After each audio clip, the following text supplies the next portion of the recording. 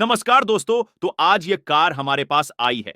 इस कार में प्रॉब्लम यह है कि जब ये कार रोड पर चल रही थी तो इसके सस्पेंशन से आवाज आ रही थी। तो इस कंसर्न से ये कार हमारे पास आई है। तो जैसे देख सकते हैं इस कार के बॉल जॉइंट खराब हो चुके हैं। तो चलिए इसे चेंज करते हैं। जैसा कि देख सकते हैं यह आर्म में लगा होता है। तो चलिए इसे खोलते हैं। देख सकते हैं खोलने के बाद हम ये नया बॉल ज्वाइंट मंगवाया है और इसे अब फिट करेंगे। और अब आप देख लीजिए हमारे कार का आवाज का प्रॉब्लम सॉल्व हो गया। तो दोस्तों अगर आपको भी आपके कार के सस्पेंशन में कुछ काम करवाना है तो हमसे कांटेक्ट करें। ऐसे ही कार नॉलेज वाली वीडियो के लिए हमारे चैनल कारजी को सब्सक्राइब करें।